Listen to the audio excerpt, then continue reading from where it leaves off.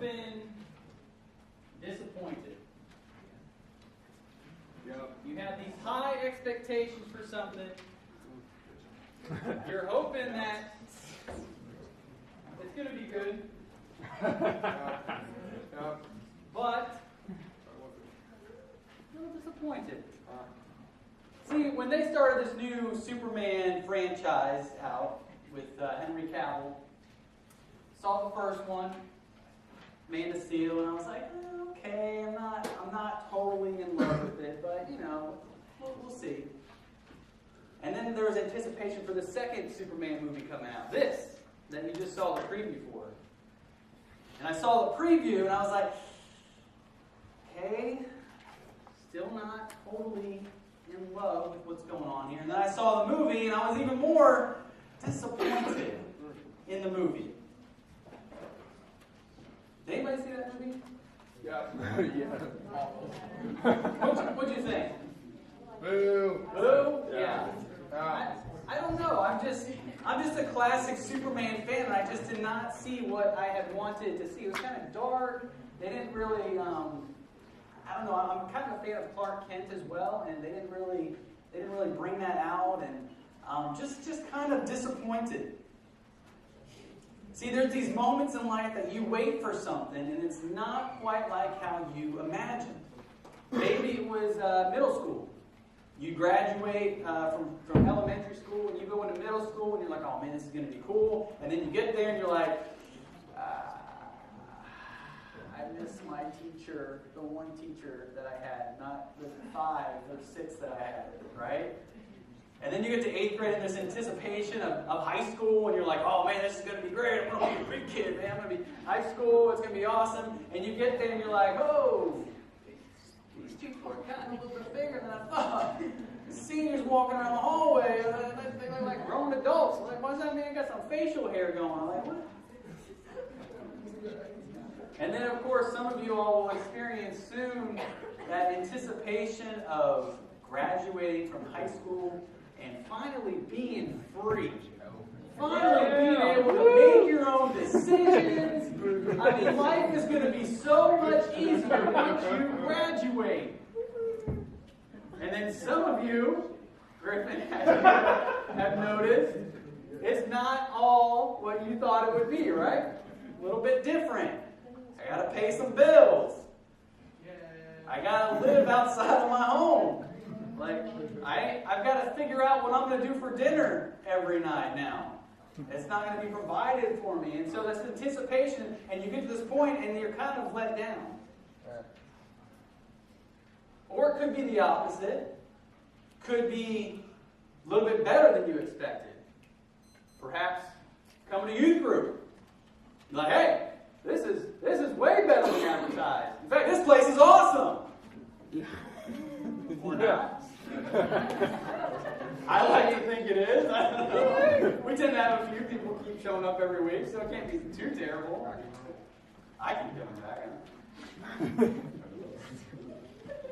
See, David, we've been in this series of On the Rise, and we've seen a lot of King Saul, and we've talked about David a lot, and we saw how David was anointed king long ago, as Saul was still king. And so we go through these Bible stories and stuff, and Saul, and there's points in here where Saul's trying to kill David, and David is still probably, I'm sure, trying to figure out what's going on. He's like, I've been promised something, and that I'm going to be king one day, but it's not exactly happening. Well, tonight we're going to see that it actually does happen. The moment is finally here where David becomes king. But I imagine that he was thinking, this isn't how I thought it was going to go. This isn't how I imagined. Because when he takes over, it's kind of some sad circumstances. It's sad that it had to lead to this point. So we will see tonight, though, that God's servants are content with God's plan. We're going to see this play out in David's life, but we will also see how how this reflected in our Savior's life. How this was also seen in Jesus' life. Because remember, when we're in the Old Testament, we always want to kind of keep like one finger on the New Testament. And always be pointing to Jesus. So we're going to see that tonight. So starting off in 2 Samuel 1:14, it said, David said to him, "How is it you were not afraid to put out your hand to destroy the Lord's anointed?" Then David called one of the young men and said, "Go execute him." And he struck him down so that he died. And David said to him, "Your blood be on your head, for your own mouth has testified against you, saying, I have killed the Lord's anointed." Being content with God's plan is accepting the leadership placed in your life. Now you read that scripture there and you're thinking, wait a second, how is that, being content with God's plan, accepting leadership placed in your life, how is that seen in David striking somebody down?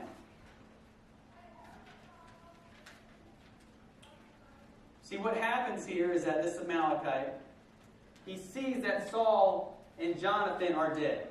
And he's like, you know what? I'm going to get on the new king's side because it's pretty logical that David's going to become king. I'm going to get on his good side and bring him the crown and say, hey, listen, Saul and Jonathan, they got slain in battle. In fact, I killed Saul, but it was because he was suffering. But here, I brought you the crown. You are the king, David.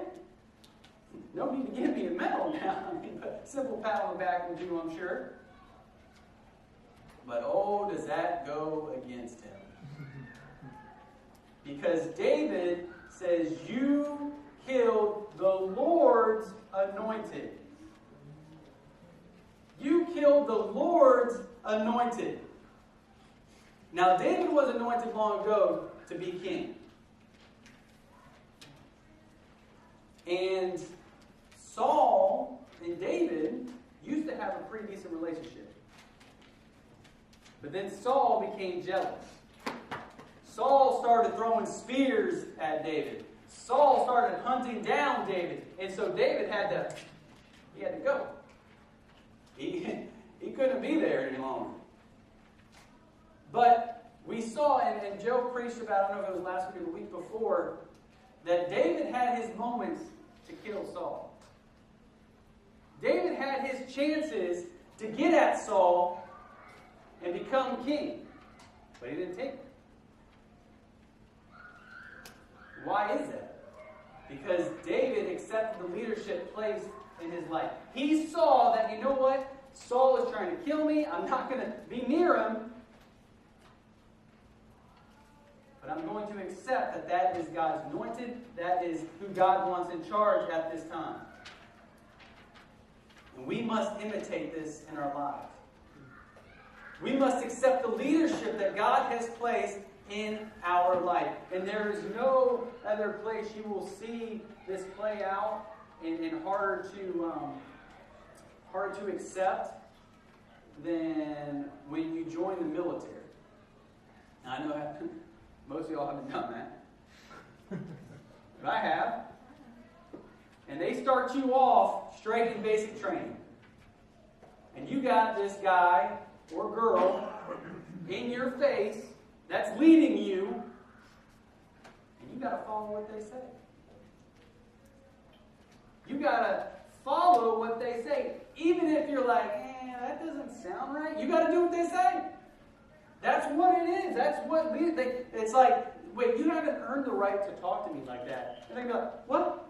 I haven't earned the right? You in the military. You better respect the rank. And as you go through your career, or in your case, maybe your jobs or your teachers and stuff like that, you start to see these people that are placed in your life that you think haven't earned the right to lead. But do you think if God did not want you in that place, pretty sure he could have done something about it. Pretty sure if he wanted that person removed, he could do it. But we don't like to hear that, though. Now, don't get me wrong. There are times when our leaders, they need to be humbled a little bit. Because there are times when people do things wrong that are in leadership, and they need to be called out on that. I'm talking about like wrong things. I'm not talking about this that you would disagree with how they're leading. I'm talking about some wrong things, some morally wrong things, and they need to be challenged on that. And they need that you need that leadership to step in and say, no, you're not fit to lead anymore. Or you need to maybe remove yourself from the situation. Because that's what David did, isn't it? David didn't say, hey, Saul, you're trying to kill me. Let me just stand a little bit to the right. That way that spear can go right through my heart. He didn't do that. He removed himself from that situation, but he still respected what God had put in leadership.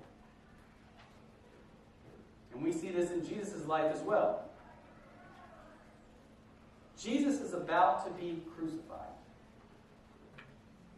Pilate has the chance to set him free. And he's talking with Pilate. And Pilate's like, listen, don't you know I'm in charge? Don't you know I'm kind of a big deal around here? And Jesus says it. Now granted, Jesus is about to be executed. Jesus says this. He says, you would have no authority over me at all unless it had been given to you from above. Ooh. Only if we would have that attitude in our lives. Because people can mess with us. Bad leaders can mess with you. But if you remember that they would have no authority over you unless God put them over you, that changes your mindset a little bit.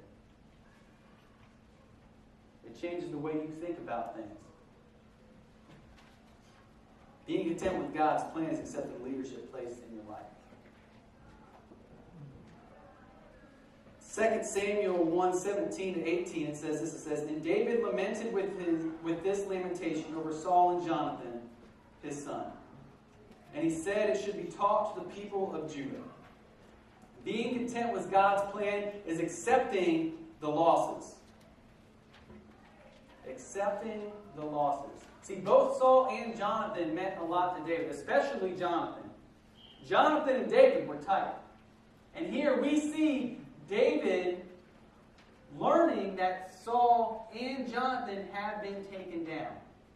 So we've got, when I think of Saul and David, I think of before Saul went all crazy on him. I think of Saul as probably almost as this father figure for David.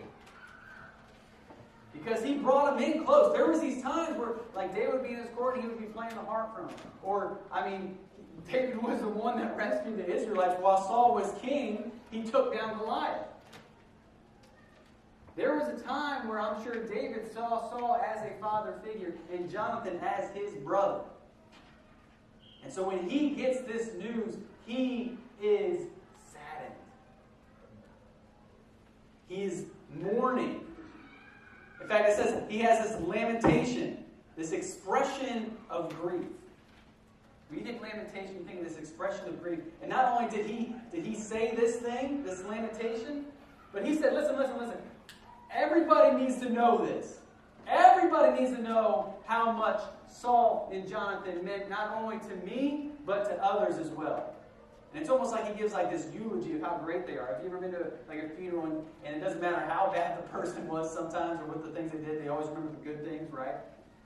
And that's what this lamentation is that he's basically saying, listen, this was God's people. What he didn't do in this lamentation is say, God, why did you let them die?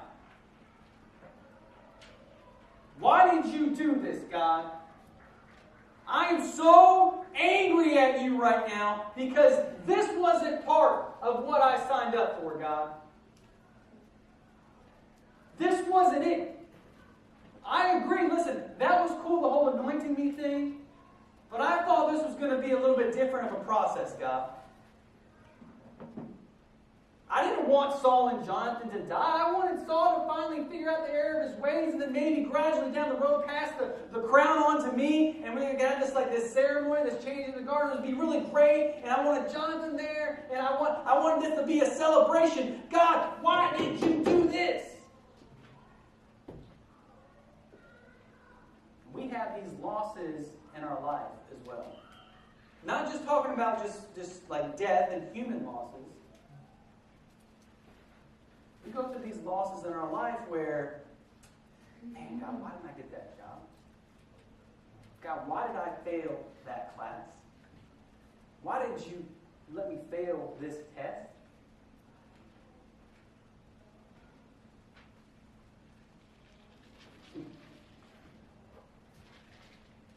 16 years old, go take this driving test. Oh man, I'm stuck. Finally, freedom! Take that test. Failed the daggone test, man. You know how disappointing that is? You get all your hopes and dreams built up, and you fail the driving test.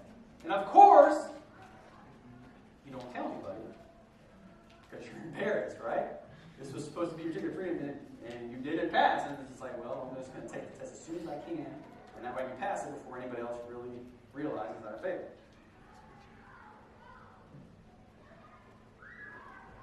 When I joined the Air Force, I got assigned to Intel school. 6 months long in this school. Most schools are about 6 to 9 weeks. This school was 6 months long. 5.5 months in, I failed for the 3rd time. Gone. Now, by that point, I was kind of ready to go, to be honest with you. I was like, obviously, this isn't for me if I'm failing the 3rd time. But it's still that sense of failure. You failed at something. You lost. So what do you do? What do you do during those times where you lose? You quit. Say, obviously I am no good at anything. You keep moving on. Do you accept that loss and say, you know what? I'll accept this loss because I'm going to do better next time. I accept this loss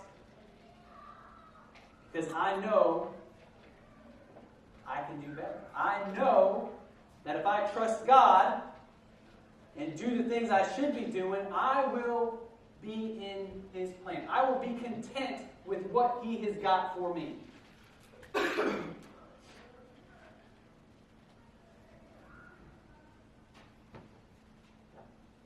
See, we serve a God who, at first glance, seemed like He took a pretty big loss, don't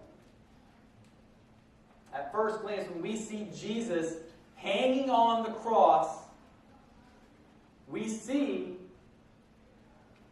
I guess God lost, didn't He? I guess this whole thing, God/man and me being the Messiah thing, I guess that didn't really pan out for you, did it, Jesus? Boy, we had our hopes and dreams put on you. Oh, I can't believe you're hanging on that cross. I guess God isn't all-powerful, is it? Because if He was all-powerful, you surely wouldn't be up there right now. You surely wouldn't be hanging from a cross. But was Jesus content with God's plan? Because He saw that, you know what? I'm going to do this because I'm content with God's plan. Because in 3 days, I'm going to rise and I'm going to show you that I'm God. I'm going to show you that I can conquer. I can conquer the loss. I can conquer death. And you better be sure I can conquer the loss in your life as well. You got to accept that loss, but man, we can't stay there. So do we see David moving on? You better believe we do. We saw that he accepts the loss, and then in 2 Samuel 1 through 4 it says this. It says, after this David inquired of the Lord, shall I go up into any of the cities of Judah? Interesting. He just had this huge loss in his life. And he's inquiring of the Lord, what should I do next, God? Man, at this point in David's life, man, him and God were tight. He wasn't making a move without inquiring of God. What should I do next, God? Where do you want me next? The Lord said to him, go up. David said to, which shall I go up? And he said to Hebron. And David went up there, and his 2 wives also, Ahinoam of Jezreel and Abigail, the widow of Nabal of Carmel. And David brought up his men who were with them, everyone with his household. And they lived in the towns of Hebron. And the men of Judah came, and there they anointed David king over the house of Judah. Being content with God's plan is accepting the responsibilities. He had trained for this for a while. You better believe David was ready to take over king when the time came. There was these moments in life, he was content with leading an army, he was content with leading people, and when the time came to step up, David stepped up. He said, God, what do you want me to do? I want to lead. I'm leading, God. But did you notice that it said, anointed David king over the house of Judah? Not over all of Israel, just of the house of Judah. See, David saw that while he was king over Judah now, he had quite the task ahead of him. God didn't say, hey, listen. You're going to be king over Judah, and then I'm going to do this, and this. That way you're king over all of Israel. He just said you're king over Judah. He had his work cut out for him still. He didn't have all the pieces lined up, but he still accepted the responsibility that God placed in his life. I wonder if we do the same. If given a task with all the details, do you have enough faith that God is going to get you through it? Do you have enough faith that without all the details, that God is going to provide a way? Patty, I do this to you all the time. Where I'll say, hey, listen, we're going to do this with youth. And Patty will have about 20 different questions for me. And one of my favorite phrases to say is, hey, we'll figure it out. We'll figure it out. Do you trust God enough that when he says, we'll figure it out, do you trust him enough to, he's going to figure it out? There are these moments that we are made for. These moments that require responsibility from you. Paul says that God has prepared in advance good works for you to do. And you have the option to do those good works or to sidestep and say, I just wasn't quite prepared for that one. Maybe I'll do the next one. God, I don't know. I'm going to pretend I didn't see that one, and I'm just going to go ahead and do the next one. You have a responsibility when you become a believer of Jesus.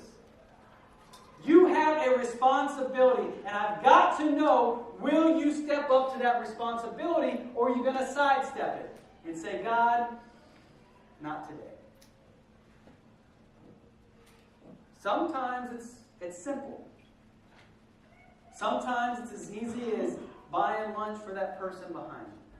Sometimes it's as simple as saying, hey, do you need to use my phone? Because I see you're struggling over there. Do you need to use my phone? Sometimes it's a little bit bigger. But it says, prepare in advance the good works for you to do. Not prepare in advance for the big works for you to do. Not prepare in advance for the small works for you, but just the good works. Just start somewhere, is what God is saying. You don't have to start out, because a lot of people get this mindset of that. You know what? If I want to do something for God, it's got to be big. I want to do it. It's going to be big. But all the while, God is saying, listen. You'll get to the big stuff, but be faithful with the small stuff. Be faithful with just the good works that I prepared for you. With just those good works that you see in your life, that you can step up and do something. Just start there. And we'll get to where you think you want to go. We'll might not get to where I want to go, but we'll get to where you think you want to go.